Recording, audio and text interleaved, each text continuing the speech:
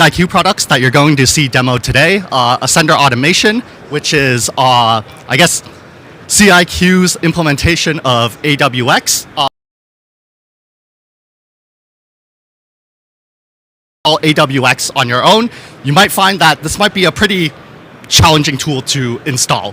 What Ascender does, CIQ has created a very simple installer for Ascender. It's Ansible based, and it will basically set up your Ascender instance on a Kubernetes platform.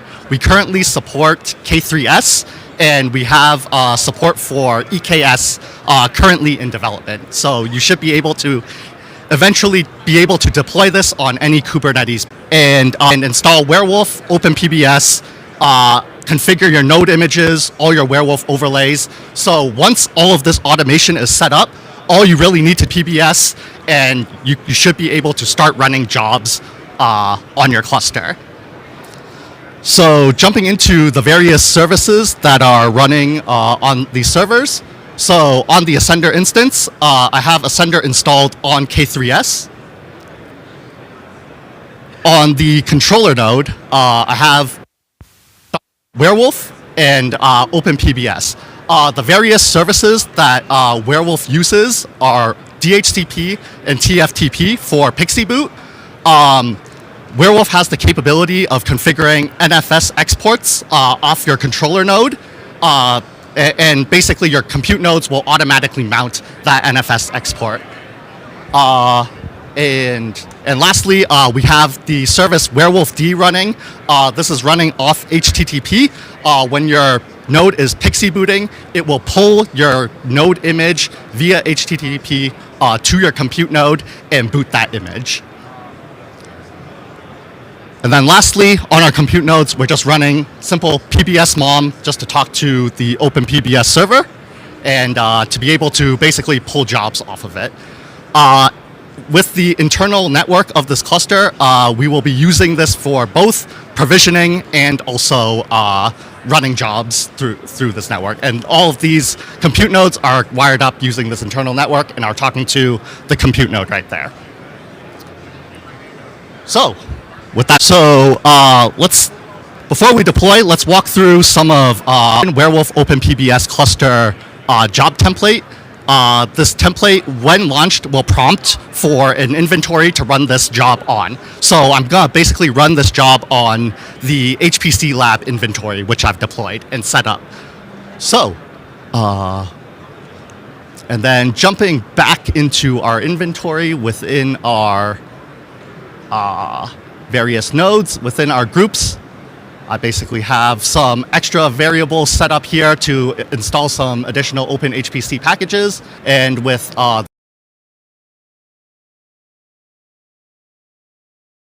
which these settings will be used to configure Werewolf, and then I have some mountain configurations which will be Werewolf. I'd be happy to take any questions.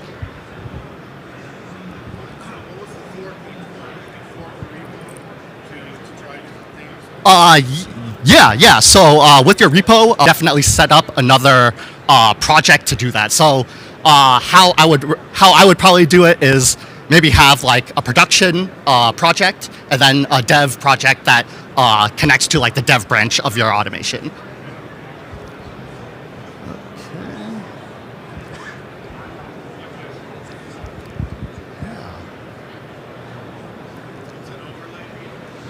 So within Werewolf, there is this concept of overlays, and basically these are configuration files that are stored as a CPIO archive, and when your node boots, the CPIO, it will pull the overlay as a CPIO archive and unzip it and overlay it on top of the node image. Yep. And within overlays, we also have some templating features where you can pull, for example, tags within a Werewolf node config. So you can really template out these files to meet the needs of like your nodes, basically.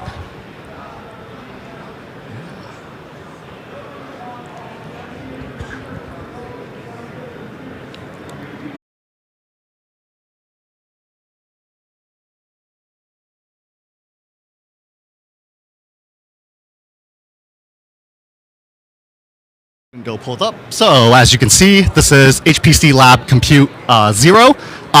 It's booted. You can see the internal network interface that this is using. Subnet, the internal network that this compute node is on, and also the compute node's MAC address. So, and I should mention, all of this infrastructure is currently deployed on Vultr, a cloud provider.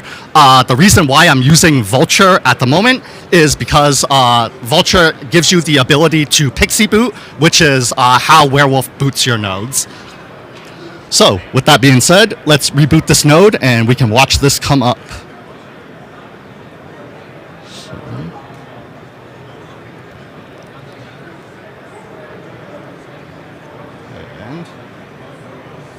As you can see, we are currently doing some DHCP.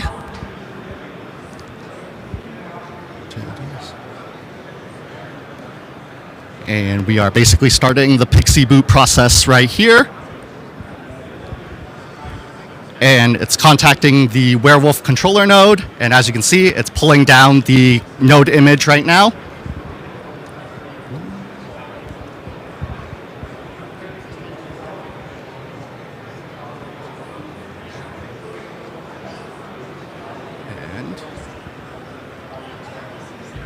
And now our node is booting.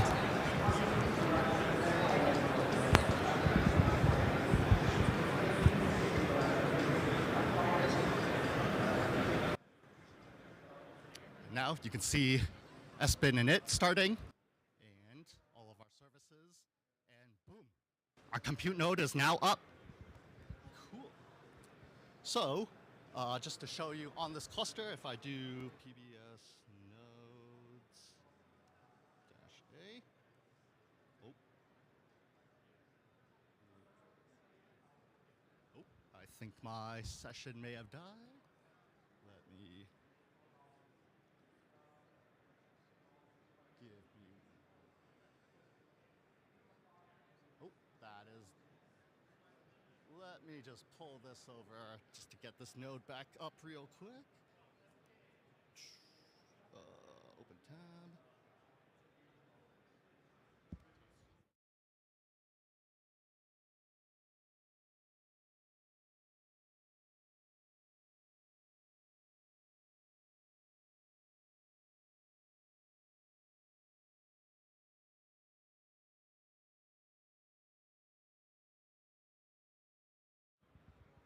Oh.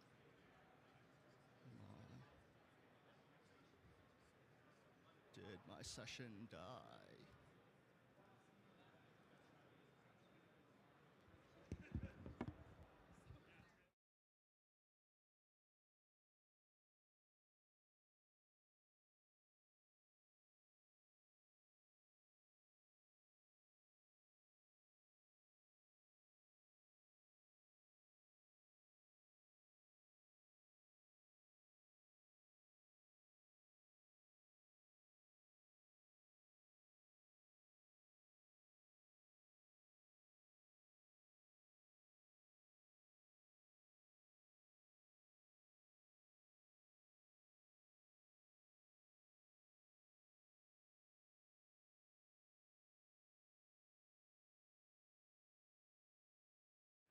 Okay, we're back. So I just lost some network, but as you can see, in the terminal output here, our compute nodes are now up and running and are talking to the OpenPBS server. So what I can do here is submit a interactive job. So this job will request 2 nodes at 4 cores per node and use a total of 8 cores. And as you can see here, my job has started. And let's see, and I can just run. Let me just do prun. And basically I've compiled, so if I do prun a.out, so a.out is basically a hello world example that comes with OpenHPC. So this is just a simple hello world program. So if I run this within this interactive job, you can see that I'm able to use all 8 processes that I've requested. And yeah, this is just a simple hello world program, but as you can see, you can apply this to your CFD workflows. If you're running very large MPI jobs, this is just a very easy way to set up your cluster. And with that being said, let me switch back to this. And CIQ is here to help. So if you guys are interested in doing a deployment with Ascender, Werewolf, Rocky, you can get in touch with us at info@ciq.com. We'll be around here to have a conversation if you'd like. And yeah, thank you very much for coming to this demo.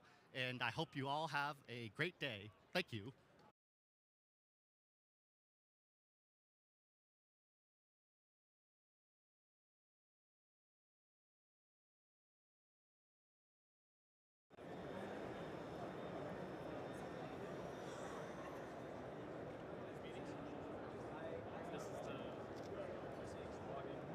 This is the most exciting part of the week, which is resting. We're going to the EV show. Oh, yeah. Caught your eye. What was it? Tainer? Yeah. Okay. You guys are fans. University of Pisa. Oh, you guys are already using AppTainer, using as well? You're ready to talk? It took 6 weeks to get the extra.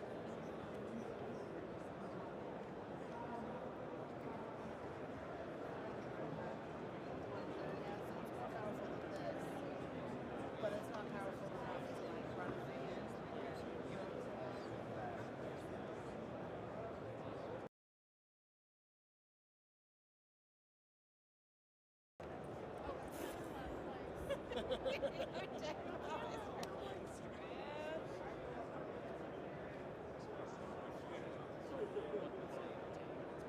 So we actually have customers running a specific platform.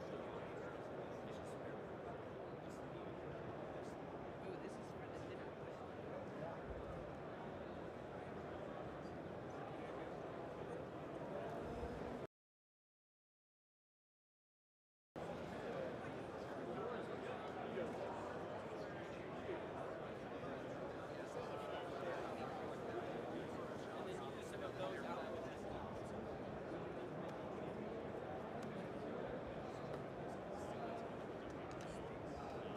We have engaged Supercomputing.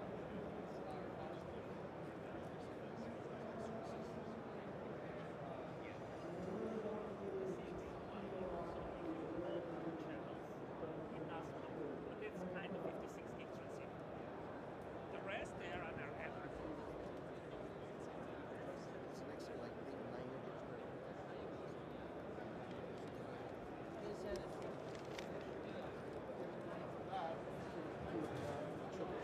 That's okay. I just thought that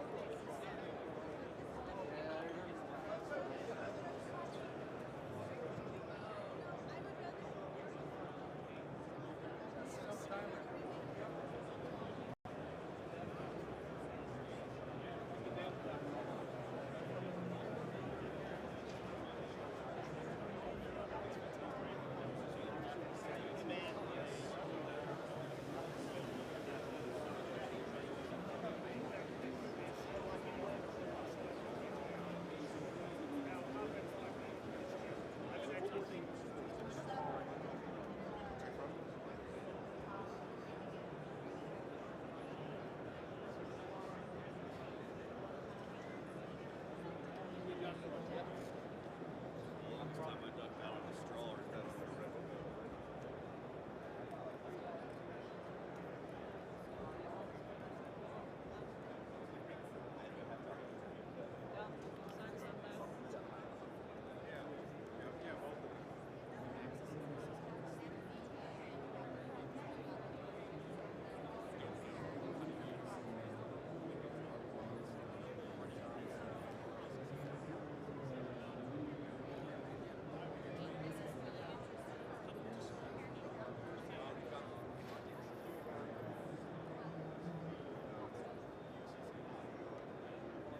She was out there for that.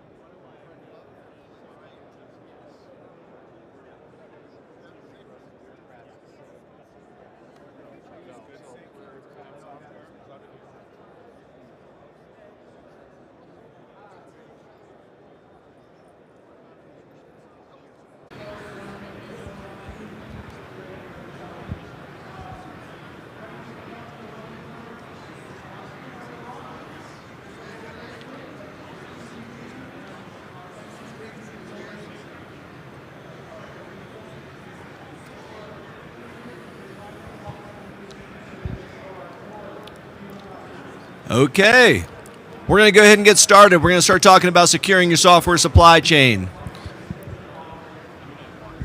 So, everybody knows about Aptainer, right? Everybody knows about building containers and using containers in HPC.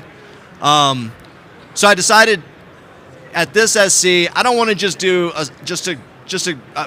a basic container demo. I want to do something.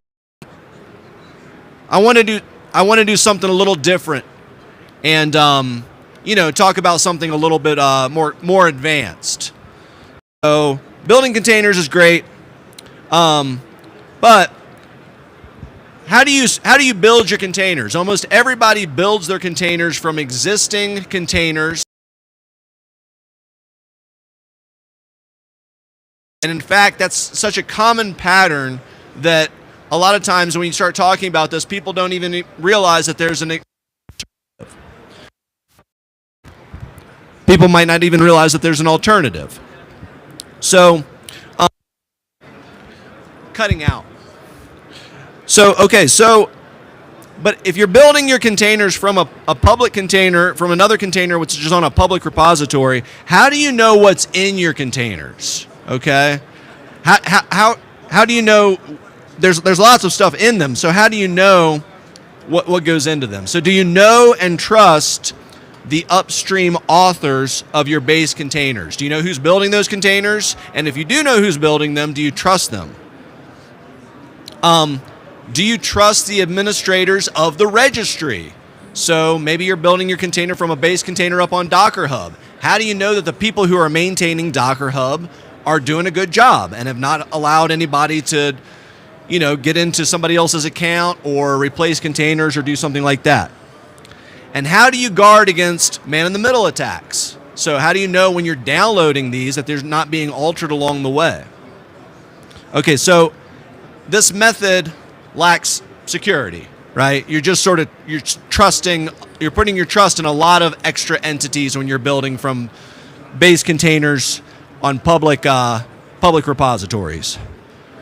So, maybe as an alternative, you can build your containers from upstream sources like distribution mirrors. So there are methods, a lot of people don't realize this, but there are methods in place that you can build your containers from an RPM repository, for instance. You can build it from the upstream mirrors for the operating system.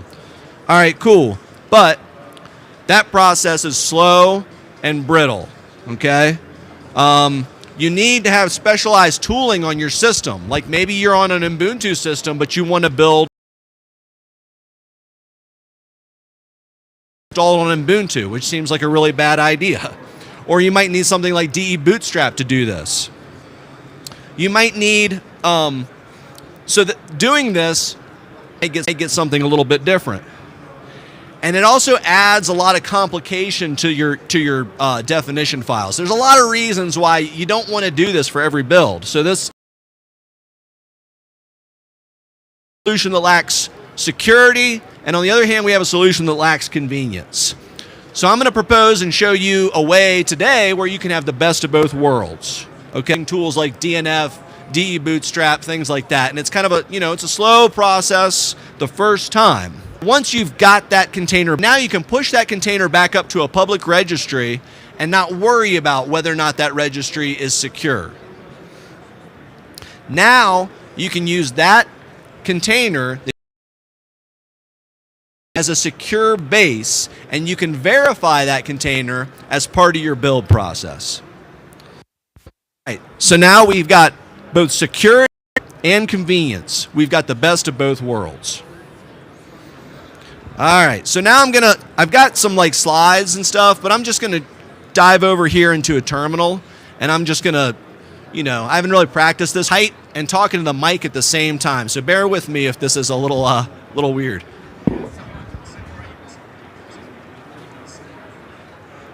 This might be okay. I'm gonna try like that.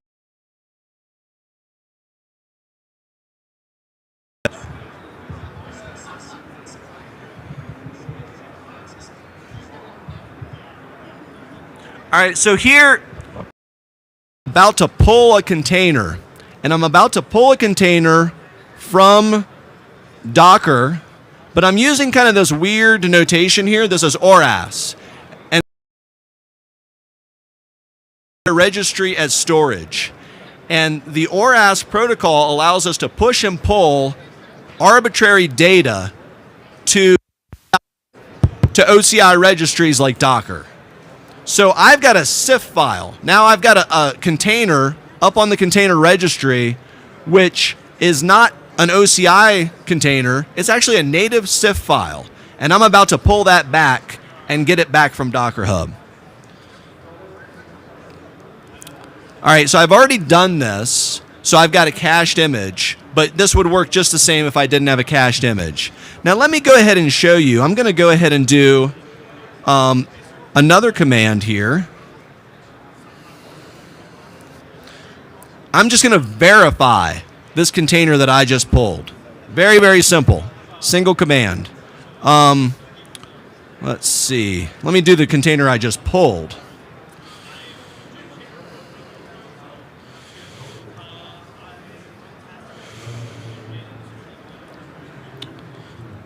Stand by. Okay, hold on. So I just pulled Rocky. Like I said, I didn't practice this beforehand, so I apologize if I'm having any. Hold on just a second. Thank you. Yeah. Cool. All right.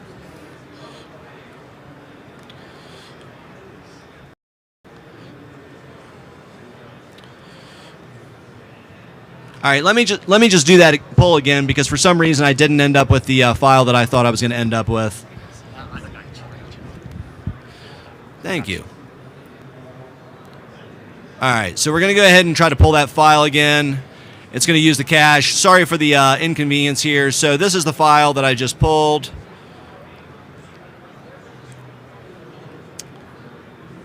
No, I pulled. Oh, I'm sorry. Okay, I pulled this LOL Cal Rocky. Let me back up.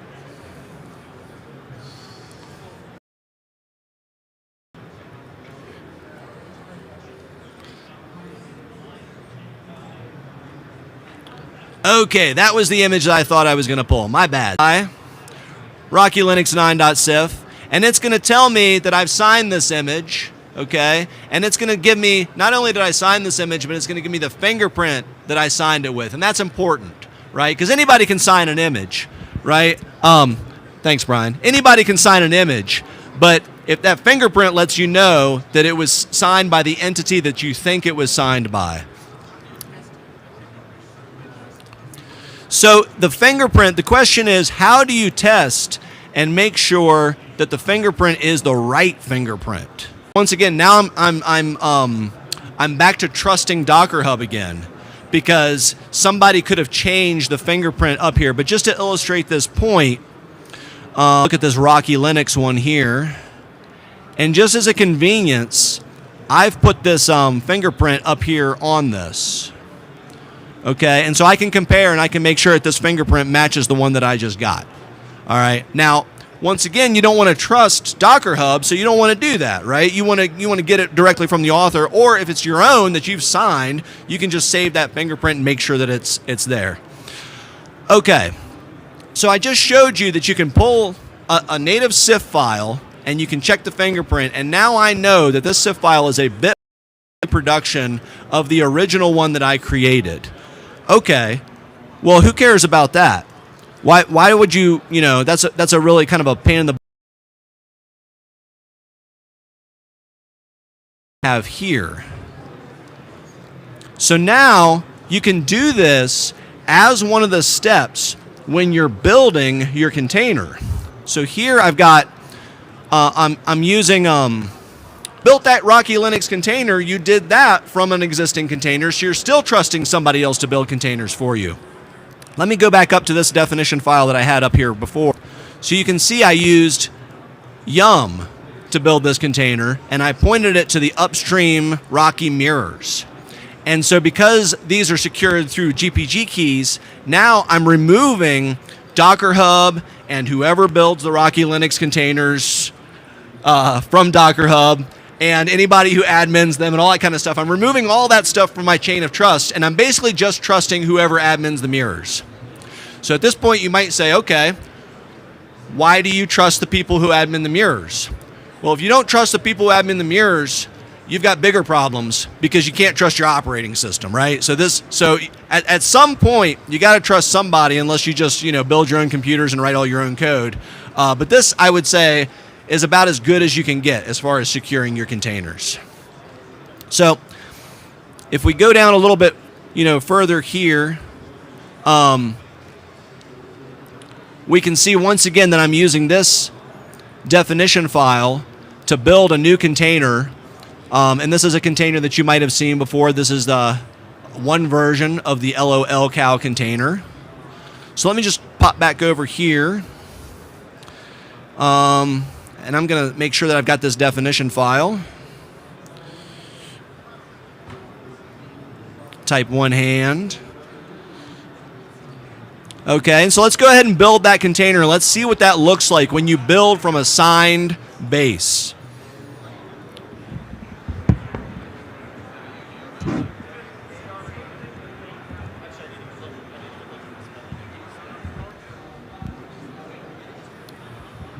Okay, there you go. I'm building. And now notice this line here. It says that it's checking that the bootstrap image verifies with the following fingerprint. And so that's happening for you at build time. Now, critically, if your container has been hacked, if somebody's gotten onto Docker Hub and they've replaced your container with another one, or if it was made by an untrustworthy author, you don't want that container to be downloaded to your system and then check it and then maybe do some stuff inside of it to figure out whether or not it's signed. So using this workflow, we're not even going to get into the post section of the definition file if that fingerprint doesn't check out. It's going to go ahead and reject that outright, and we're not even going to get that far.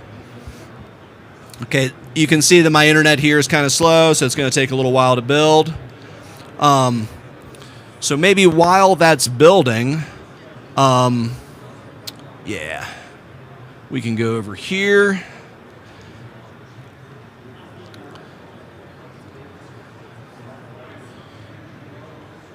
All right, so I've got a little demonstration here of what it looks like to sign the image as well. So once you've created your key within Aptainer, which is just another Aptainer key command, you can go ahead and sign it like this. It's very, very simple to do that. Okay, so now I've just built this new container, this Rocky Linux 9 LOLCal. So this is a new version of the LOLCal container, which is based on Rocky Linux instead of a different base. Let's just test it to make sure that it works.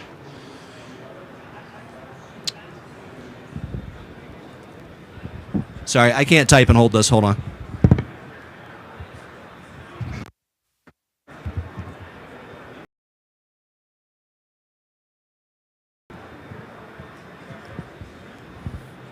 Okay, so it looks like it does work. So now I'll go ahead and I'll sign this container.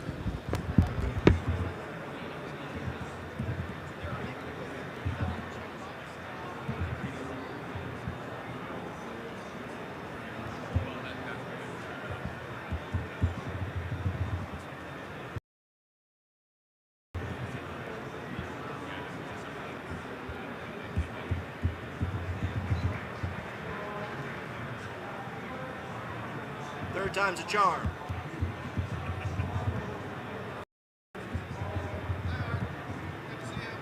Okay, hopefully everybody was able to clock my password there as I signed that the third time. All right, so now I've signed the container, and now that's not really useful.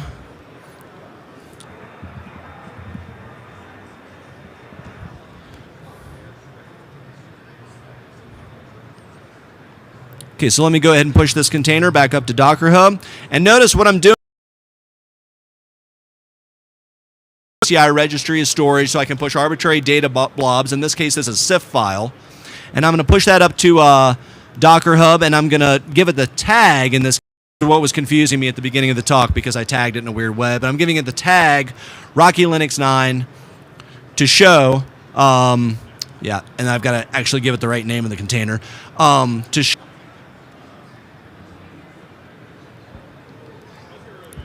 Okay, here we go. We're uploading. Maybe. But it's going to take about 40 minutes. No big deal. You guys have time, right? So let me go ahead and go over here. Turns out that I've already uploaded one, obviously, because I tried this a few times several weeks ago when I first put this together. So I've got this LOLCal repo. And if we look at the tags, was pushed. Okay, so I put this talk together 20 days ago. That's why I'm a little rusty on it. Sorry about that. But in any case, this is the workflow that I am now advocating. I'm security of knowing that your base containers are coming all the way from the upstream mirrors. You're not trusting any intermediary for your base containers, but you're also getting the convenience of containers stored. All right, and we can check back later to make sure that this got uploaded. That's pretty much all I've got for this talk, so thank you very much for coming and attending. If you got any questions, I could pass the mic around and we could ask questions and go over them.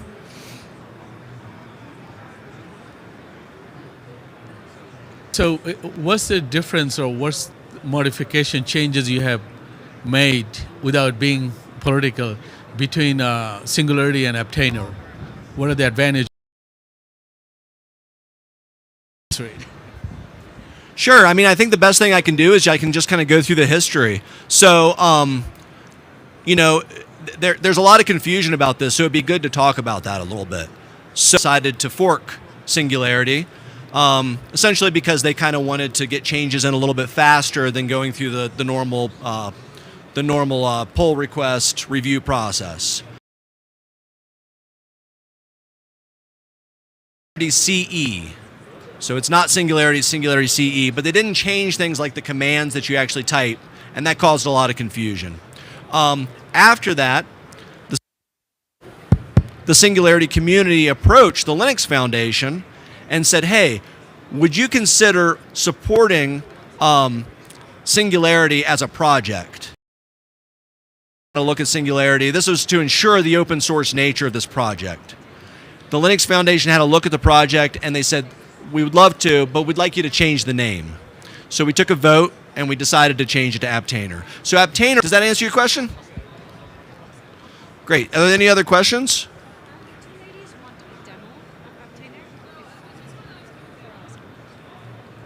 Yeah, great. I'll be doing demos of Aptainer, you know, throughout the entire program, and I can definitely do some on demand.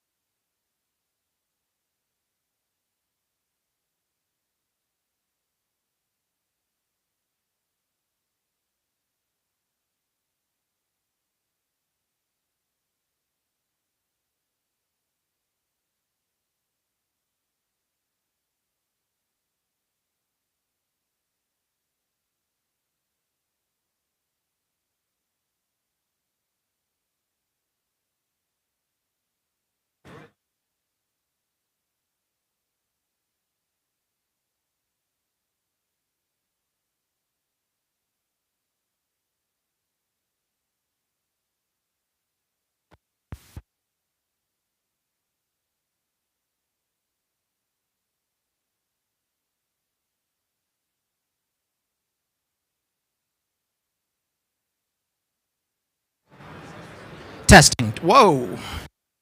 Testing. All right. Thank you, everyone, for coming. I'm Chris. My day job is the Deputy Director at the Massachusetts Green High Performance Computing Center.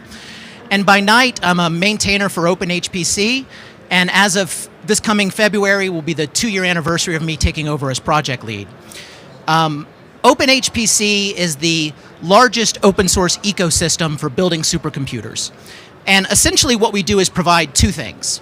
We provide validated bare metal recipes, and we provide software, right? Software repos. And before we go on, I just want to make everyone aware that tomorrow we are having a happy hour from 6 to 8 p.m. If you've been to Denver before, for SC, you might have been to Wynkoop Brewing Company. It's a pretty cool place about a mile from here. Because it is a mile and there and back, and everyone's already done a lot of walking, we're offering free Uber rides there and back. So feel free to scan this or come by our booth. We're booth number 871, right over there. Pick up a card and hope to see you there tomorrow. So OpenHPC is supported through commercial sponsors, right? We have the standard sort of platinum, gold, silver level of memberships. Academic institutes and or nonprofits and government labs can join for free, but these companies use OpenHPC as a basis for then building their commercial offerings. Most of these companies have been with us for a long period of time. Last year, Huawei joined us. And I'm going to talk about some of the developments that came out from that. But basically, we've been adding support and testing for their Kunping ARM architecture, as well as support for their enterprise Linux OpenEuler.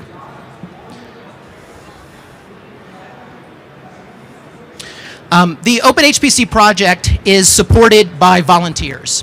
And the volunteers make up the TSC, the Technical Steering Committee. And several of the TSC members are here in the crowd. Reese, Jeremy, please raise your hand. Thank you very much for all your contributions. If you would like to be cool like Reese and Jeremy, please consider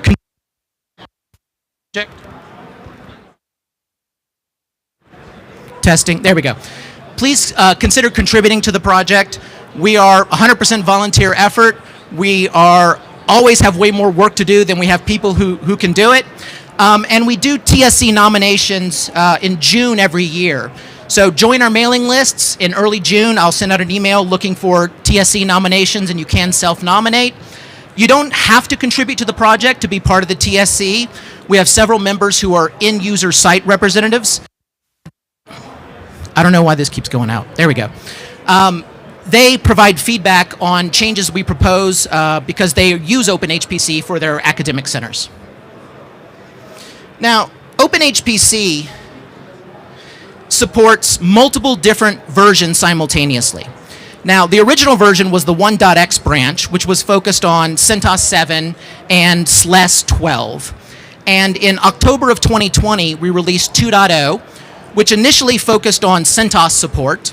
And by the date of the release and me Xing it out, you kind of know what's coming down the line. In addition to the 2.x, recently we released the 3.x branch, and with 3.0, we introduced support for RHEL 9 and RHEL 9 clones, as well as support for SUSE Leap 15.5 and OpenEuler, the latest LTS release. OpenEuler is Huawei's open source. It keeps going in and out. OpenEuler is Huawei's open source RHEL clone. Now, looking at the project initially released at Supercomputing in 2015, and since then we've seen pretty impressive growth snapshots. Because we're an open source project, we don't collect telemetry information, and we rely on people to submit that they're using it on their systems. And of course, that captures a very small fraction of our user base. So what we do to look at adoption is the number of visitors per month to our software repos, as well as the average downloads per month. And as you can see, sort of year over year, we've seen steady increase. And for this year, we're currently having about 150,000 unique downloads per month, and around 112 terabytes of software repos that are downloaded per month. Now, as you may remember, I'd said that 2.0 was originally released in October of 2020, and in December of 2020 is where we got the notice from RHEL that CentOS would be retired and replaced by CentOS Stream. And so there were several different directions we could go based on those changes. We could continue to build and test and support on CentOS Stream. We could move to RHEL proper and use the enterprise version, or we could test and build and release on the RHEL clones, of course, which Rocky is of one, and that's why I'm here talking today. Instead of making a decision right away, for 2.0, 2.1, 2.2, and 2.3, we continued building and testing on CentOS 8. But for 2.4, we made some changes. Before we made those changes, we spent a year soliciting community feedback at all the sort of annual events. So at ISC, PERC, and Supercomputing, we sort of polled the attendees of our BOF, and we noticed a couple of interesting things. For ISC and PERC, Rocky Linux was by far the most popular choice of what people were going to adopt. And at SC, it was RHEL which was the most popular, with Rocky coming in second. So going forward, what we decided to do is build on RHEL and test on Rocky. So Red Hat donated some community entitlements to us, so our build servers all use RHEL proper, and our test infrastructure for 2.x is tested on Rocky 8. Now, just because it's tested on Rocky 8 doesn't mean it's not going to work on Alma or Oracle, right? All those work, and we have users using OpenHPC with Alma Linux as well as with Oracle Linux. And so far, this has been working pretty well. And of course, we continue to support OpenSUSE as well. Now, OpenHPC, I said, distributes validated bare metal recipes. And a lot of work goes into creating these recipes. So here's a snapshot of our CI infrastructure, or CI, right, cyber infrastructure. We have used OBS to build our packages. Our OBS server runs at AWS on an EC2 instance. We have hardware that's been donated by Huawei, and we have some Intel hardware that's hosted at TAC. And then we have additional builders at EC2 for both ARM and x86. So all the packages are built by OBS, and we run some small tests on packages at the single package level, but not really integrated tests yet. Then we move the RPMs from the OBS server to a staging area on our repository server, and that is when we invoke our bare metal testing. So we use Jenkins for our testing, and what we have is an infrastructure where the sources for our documentation are parsed.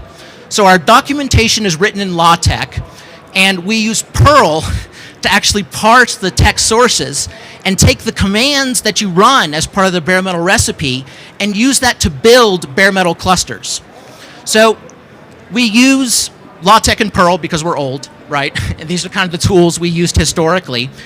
And so before every release, all the text sources of our recipes are parsed by a Perl script, and then we deploy bare metal systems on x86 and ARM for all of our supported distros, and then we test both Ethernet and InfiniBand interconnects. And it's only after we build these systems and then run our test suite that we deploy. Our test suite consists of over 1,100 individual tests that we run on every linear combination of supported architecture, interconnects, operating systems, and queue systems. So there's a lot of testing that we do. And that's mostly why the commercial companies, sponsor OpenHPC, because we do this bare metal validation that few people are willing to do. All right, so a couple of weeks ago, on November 9th, we released OpenHPC 2.7. OpenHPC 2.7 supports RHEL 8.8, and of course Rocky, Alma, Oracle, whatever, as well as Leap 15.3. As you can see, we support several other CIQ products. We use Werewolf 3 as our supported provisioner, and we currently have Werewolf 4 as a tech preview.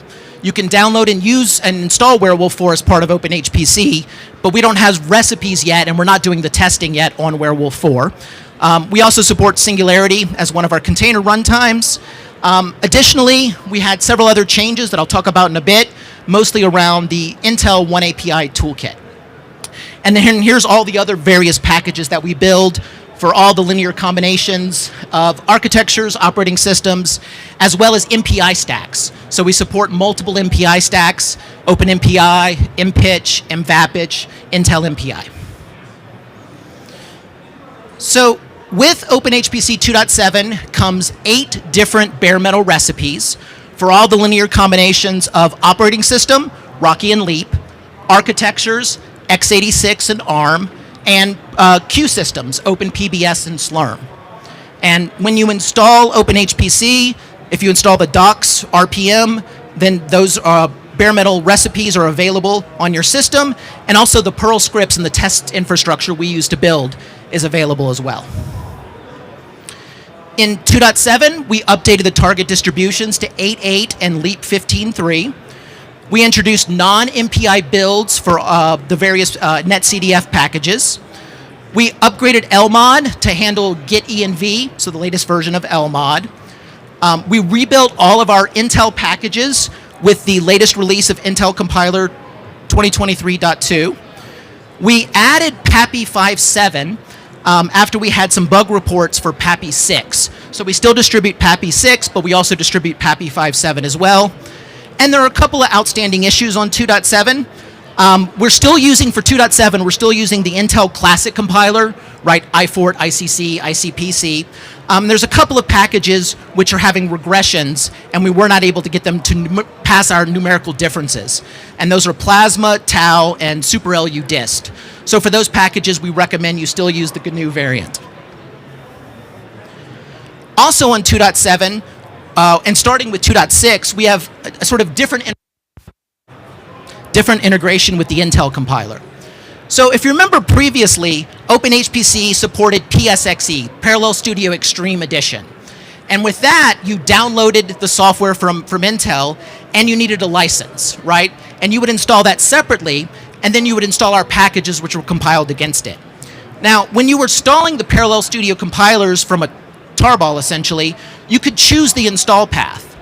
Well, now Intel has released the OneAPI compilers. They're available via Yum and Zypper repos, and so we can no longer control the install path, so those go in opt Intel, right? And so in our recipe, we've changed it so that we also NF export opt Intel to the compute nodes, right? Now, with the Intel OneAPI compilers, they have their own infrastructure to generate the LMOD module files. So we now use that, and we use the modules the way Intel does it, not the way we used to do it. So if you're going from Parallel Studio Extreme Edition OpenHPC modules to the new OneAPI modules, you'll notice many more packages get loaded, and that's just the way Intel decided to do it. Additionally, ARM now provides their commercial compiler for gratis. ARM now provides their commercial compiler gratis as well, just like OneAPI, but it's not Libra. And you do the same thing there as well. You install their compiler, and then you install our packages which have been compiled with the ARM compiler.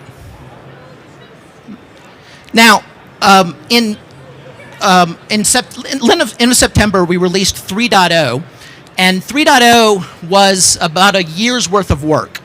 So 3.0 introduced support for RHEL 9, right? SUSE Leap 15.5, as well as OpenEuler. And with 3.0, we also started testing on Kunpeng, Huawei's ARM architecture. And then 3.0.1 was released October 18th, and that includes the patches for the Slurm CVE that was announced about a week before that release. Now, the packages we distribute with the 3.x branch look just like the packages we distribute to the 2.x. Same packages, same sort of combinations of architectures, queue systems, some different operating system versions, but everything else works the same. Except now with 3.0, instead of 8 total recipes, we have 16 total recipes. So we added support for OpenEuler, but we also started testing and releasing recipes for Alma as well. If you remember during the summer, RHEL sort of changed the way they were releasing their source RPMs, and as such, the clones have diverged in the way that they're getting those updates. So the Rocky team is doing it one way, the Alma team is doing it another. So we're still building on RHEL, but we're now testing on Rocky and Alma as well. Highlights for the 3.0.1 release. As I said, we support 3 new major OS distributions: Enterprise Linux 9, Leap 15.5, and the latest LTS release of OpenEuler. The 3.0 targets new distributions, so you can't do just an update from 2.0 to 3.0. You have to do a clean install. You have to start over. The 3.x builds for SUSE are now built against Leap instead of SLES. We used to build against SLES and test on Leap. Now we build and test on Leap. Let's see here. Yeah, nine builds are performed against RHEL, tested on Rocky and Alma. The Slurm-based installations with 3.0 re-enabled PIMX support. A couple of releases ago, we had to disable PIMX. We had to disable PIMX support because of a regression, and it's been fixed on the Slurm side, but there's still issues on the OpenPBS side. So OpenMPI on the OpenPBS side does not come with PIMX. Along with the 3.0 release comes a tech preview of Werewolf 4, and we're currently working on the recipes and the documentation from that.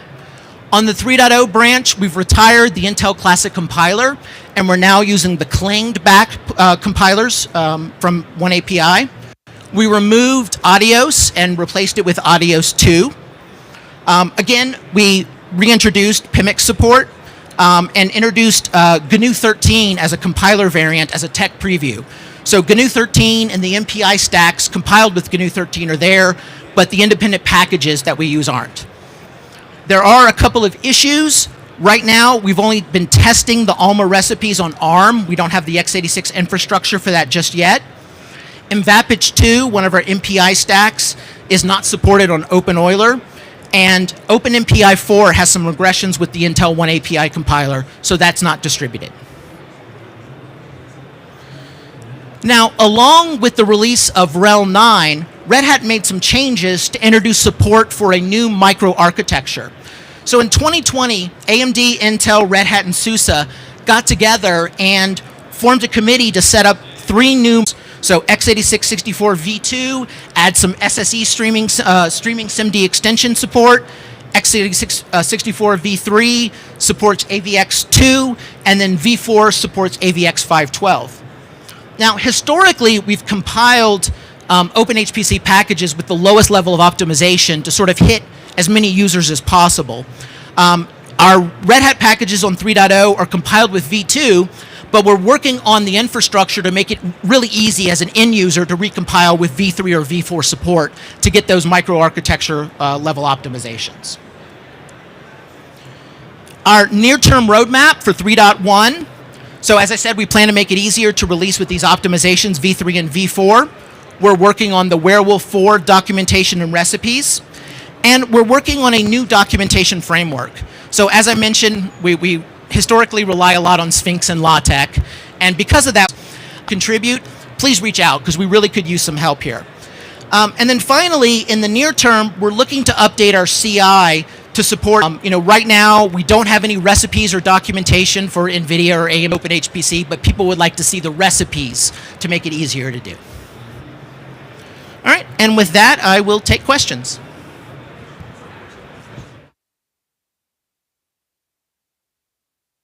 Oh, okay, so the question was, why was Singularity crossed off?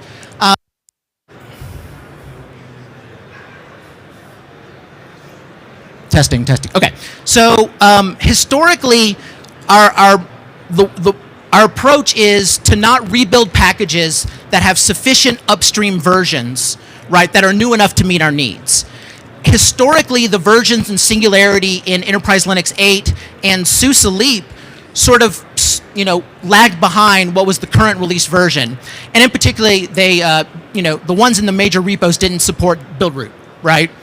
Now, the versions that are in the upstream repository of all our OS distributions are now new enough that we don't have to build it and install it directly as part of OpenHPC. Instead, our meta packages pull it in from the OS repos. So an OpenHPC system still has Singularity. It's just we no longer build it and provide it.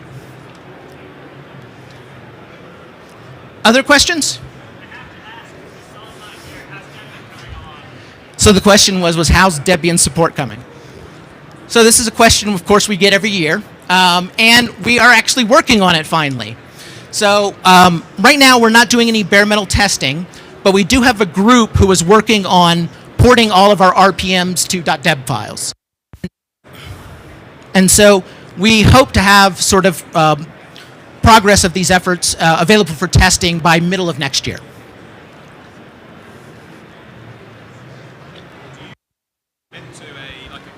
today versus the CVEs and that kind of thing.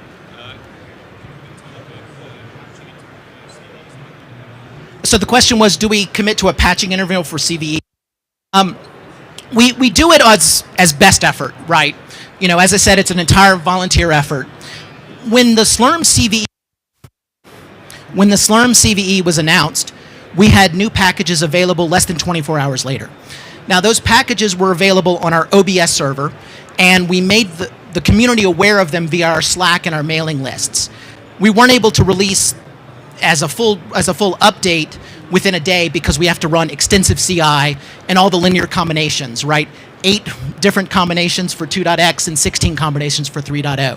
So that took us an additional week. So we were able to release it for both 2.6 and 3.0 for all 24 recipes within 7 days, which I think is pretty good for a volunteer project.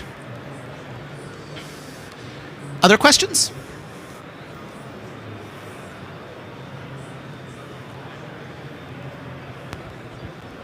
Speak now or find me later.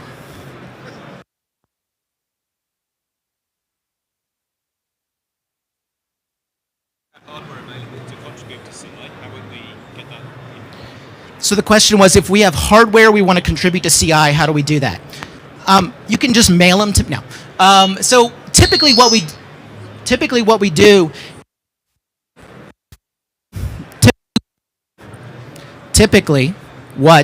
do, is if people want to host it, we let them host it, and we just need to poke a hole in their firewall to allow our servers to connect with it.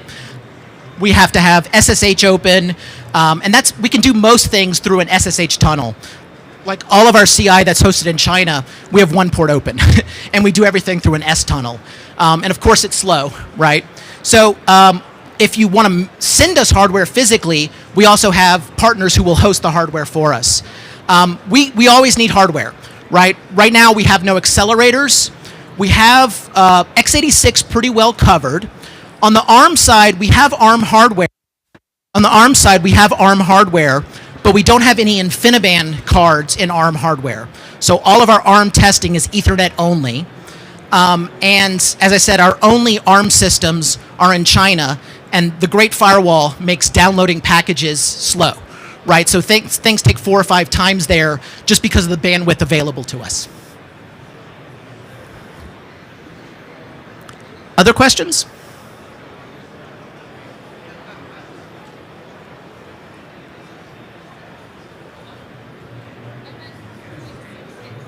All right. Well, thank you everyone for your time. Oh, and one last plug. I plugged it at the beginning, Neil. So Neil's our Linux Foundation program manager. He's the paid employee on the OpenHPC project, so thank you very much, Neil. And once again, we are having a happy hour tomorrow, 6 to 8 p.m. You can register with that QR code. Registration's not required. It's just nice for us to have a head count. And then, of course, we also are providing free Uber rides there and back. So hope to see you guys there. Good afternoon. Welcome to Seagate booth. And we have here to discuss with you a life science platforms. This is integrated solutions. I'd like to first bring our crews on the stage. Brandon and David and Harini. Like I said, this is integrated solutions. In this solution, so we have AMD, and we have a Santian, and we have a Rocky Linux, if I spell it wrong, correct me.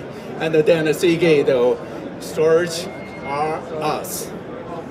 So move to the agenda. So we're going to discuss in this presentation that where we see the challenges in this life science analytical workload.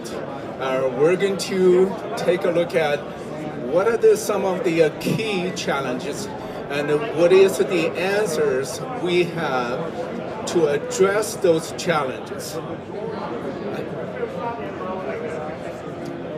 And first, I'm going to give the floor to Brandon, and Brandon's here to walk you through those challenges. Brandon. Okay, yeah, thank you very much, Tony. You're going to work the slides, or do I don't know. Okay, so I'm Brendan Gallagher from Sentient. We're a bioinformatics company, so it's a application for big data HPC. We write very efficient and elegant and accurate algorithms to take advantage of hardware like AMD. So we're all a software-only solution that then runs on top of all these stacks. And what's going on is basically there's been a very big boom in genomics and genomic data production over the last, let's say, 10 years. The field is really moving into production where it's impacting people's healthcare. It really, if you're here and you're a healthy adult, it's not going to change your life too much immediately. That's more just you get some information about your genome.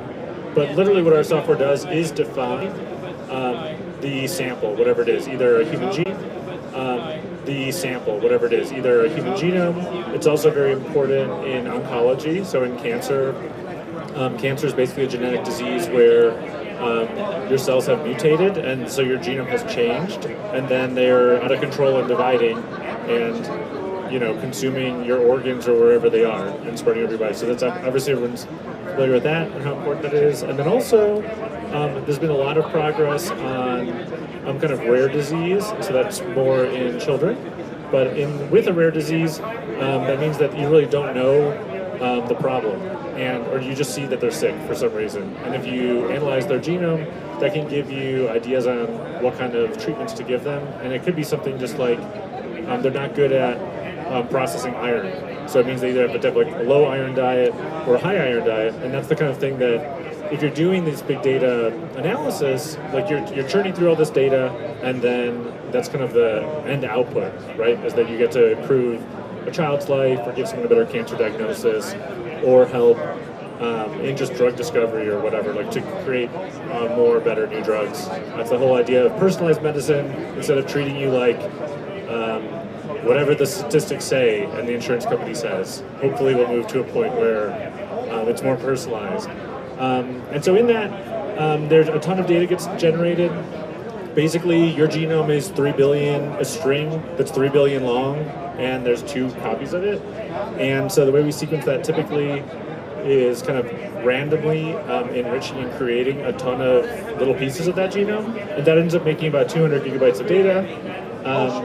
And right now, so people are there's big kind of genome factories around the world that are producing this, so it's terabytes and terabytes of data every day, and then that needs to be transformed from the raw data to kind of the definition of the genome, and then that's what our software does. So we take it from that raw data called a FASTQ file and transform it into a variant call file, which is basically the list of variants that make you unique, right? Like how everyone is kind of 99% the same, but out of 3 billion, right, then you have 3 or 4 million differences between you and everyone else. So our software really defines that, and I'd say it is a big challenge for a lot of people, but a part of that challenge is just identifying the right software to do it. And I would say our customers, combined with a stack like what we're presenting here, take this big data challenge and make it very easy and very production ready.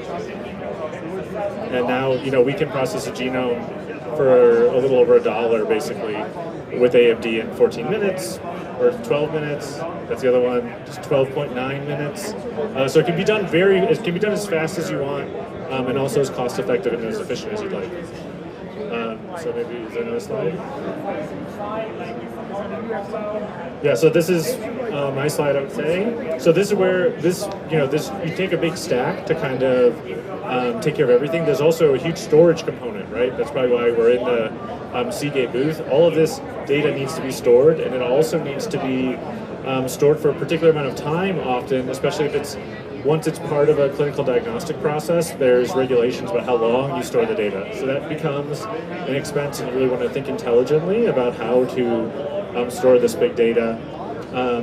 And then that's where we fit in. It's kind of also like a big relay race, right, where everyone, there's all these different experts around the world come together to make a really good production solution that then just works, right? And it's almost like magic. But it's because people are kind of doing this relay race from people creating the sequencers and making very high quality sequencing system to companies like me who are doing the secondary analysis, which is the very elegant, accurate compute algorithms and pipelines to do the data processing. Then you have all of these regulations, right, about who to share the data with, why, like moving it around, and then also interpreting it, which is kind of like the biological importance of it, right? So once you get a high quality list of variants, then you go and have to say, what does this mean? So that's like what I said before about there's an iron issue with a child, or this cancer is driven by overproduction of this gene or whatever. And that's all kind of a big, it's kind of a big stack of technology that's here, and it's really trying to help improve human life, basically, across also all kinds of industries, right? It's not just human genomics, but it can be agricultural, right? All kinds of things. Anyway, I think this is still ours, or this is still my slide. I think the important thing here is, again, just if you're already here listening to me, you should check out our software. We would welcome all benchmarks, or you can just start using it and it'll give you very nice results already. But what we do, again, there's all these very, not esoteric, but like just specific kind of applications, and we are a big software suite that handles kind of all of these applications. Cool. Thank you very much. Oh, hey, all right, I'm giving this today. So, you guys probably saw this once. Brandon talked enough about the analytical world and how you get the data from NGS and to the analytical appliance engines, so you can further process the data and get the business intelligence into it and get what you wanted. However, there's the challenges of doing that. If you take a look at this one, first one is a lot of people want to have a data in the memory type of operations for your life science workload, correct? Anybody here is doing that analytical work? No? Okay. The first level of challenge is how to get those tons of data into a memory so you can further process them. The second challenge is that how do you get that data into the storage after you process that? You gotta have some space, a room to accommodate those data, process the data. Here comes us, right? This is a integrated solutions. In this solutions, we have multiple pieces over here. Starting from the left, you see that's where the AMD process servers. We call it workbees. In the GPS, from the GPS perspective, you will call it workbee, a work node. Okay, over there, so all you have is just the operating systems with your business applications. So for example, in this case, it's Sentience applications running on each and every one of those nodes. All of those nodes has a 25 gig E's in the front to process, to transport the data after the process. Then in the middle, the second column is your network stacks, where you actually exchange data with GPFS primary node, or we call it a secondary node. It's a cluster, IBM's GPFS clusters. That's where your main process engine is. And right on the far right columns, that's us, Seagate. And what we listed over here is a tiered approach from the hard tier to work tier to cold tiers. And we built this one with the consideration that some of your workload may need a fast access to the data, because you can only do enough on your local caches. Because you understand, as you load up the pile of those DRAMs, your cost is going to go up, right? So what we offer here is a tiered approach to address your stagnant cost issues and do some cost controls. Only those data, extremely hot data, goes to the solid state, all right? And then you have a capacity place, either scale up vertically in a box, because with a Seagate per box, you can scale up to petabyte of storage. Once that you use up those petabyte of capacities, you can horizontally scale out to do the works, to accommodate works. You probably heard about the numbers from IDC is that with every 1 terabyte of processed and electrical data, your capacity for the whole genomic data is going to increase dramatically into something like a petabyte territory. So, with the architecture solutions, like, yes, question. Can you go back to the previous slide? So I thought IBM have their own hardware for the GPFS. Where does Seagate sits in here? What's the relationship? Good question. Thank you. IBM GPFS does. I call it GPFS because it's just embedded in my mind that now IBM calls it IBM Storage Spectrum or Scale, right? They do have their hardware, but this is the beauty where Seagate comes in. When you have a Seagate, we are application or file system agnostic. You don't have to worry about the customer logins, right? If you want to switch, you just switch at will. If you choose to use IBM's hardware, go for it. We don't have a problem. We don't have a login. As long as you have the good data migration tools, you can just migrate the data at will. We offer you a cost-effective storage solutions with a built-in quick, fast rebuild. Don't forget about the Seagate adaptive technology. That feature helps you to reduce the amount of times for your disk drive failure rebuild. Okay, you probably heard us build like a 3 terabyte of data takes like 3 days. That's no longer the case with Seagate's storage. We can rebuild that 3 terabyte of storage with like 10 minutes, half an hour. Okay, that's the beauty that you have options besides IBM's hardware. So who Good question. IBM does the installation for you. Who does this installation? IBM or Seagate for IBM storage scale data management?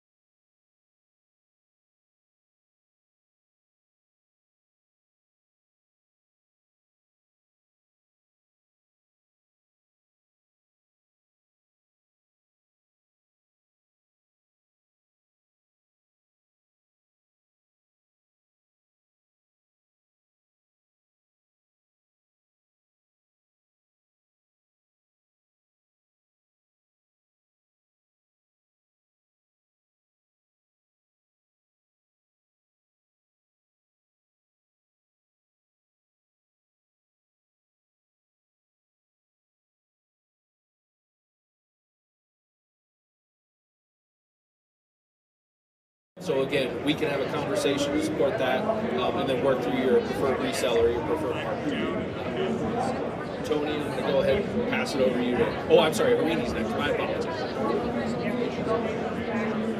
Well, hello everyone. I'm from AMD, Harini Malik, and I manage the strategic business development for healthcare.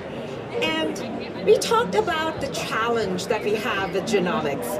There is the compute challenge as well as the big data challenge.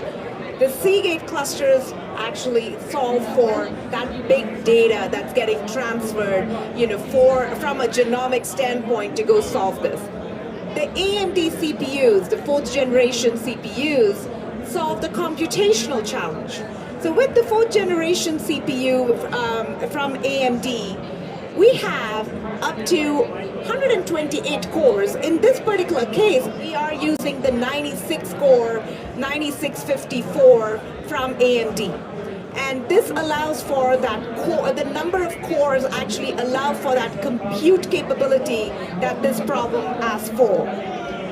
We have 12 DDR5 memory channels transferring at 6,000 mega transfers per second, and this allows for that fast data transfer between the CPU and the memory to help accelerate that genomics code. In addition, we have over 160 PCIe lanes. So for that fast transfer of data between the CPU to memory to the hard disk, that 160 PCIe Gen 5 lanes helps with that transfer rate as well. In addition, we have other unique security features that our processor brings, like the secure encrypted virtualization as well as encrypted memory to help for that secure data transfer as well. So now let's look at what this solution enables.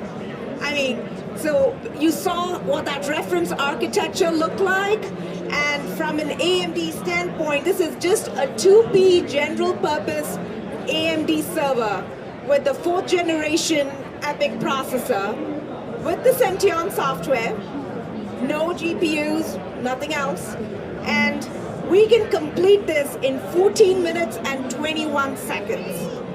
And that is about 100 genomes per day. This is the 30x genomes that we are processing. Let's compare this to what is publicly available, the Oracle Cloud infrastructure, with 8 A100s, guys, 8. And the AMD solution can perform 25 more genomes per day compared to 8 A100 NVIDIA solutions running NVIDIA Parabricks. Isn't that an excellent data? And by the way, I think Sentient just did some recent measurements on an H100, an 8H100 solution, and we still perform a minute faster than the 8H100 solutions. And what was the cost? It was 15 times cheaper. So like in Amazon, the NVIDIA H100 is $96 an hour, and the AMD one is $7 and change an hour. So since we're a minute faster, and 96 divided by 7.5 turns into about 24 times more cost effective. Isn't that an excellent way for you to go actually be able to do the genomic sequencing in a much faster fashion with this architecture that we just outlined? Thank you, Harini. Wow, 100 genomics, just on that single node. Nowadays, the popular saying is do more with what? With less, right? You don't have to have expensive GPUs. Of course, if you have a deeper pocket, that's your freedom. But we offer here alternative solutions, and without the front upload tons of monies, outlays, and get the business going and get you where you want to be, right? So we are doing more with less money. So the takeaway is that if you are in the life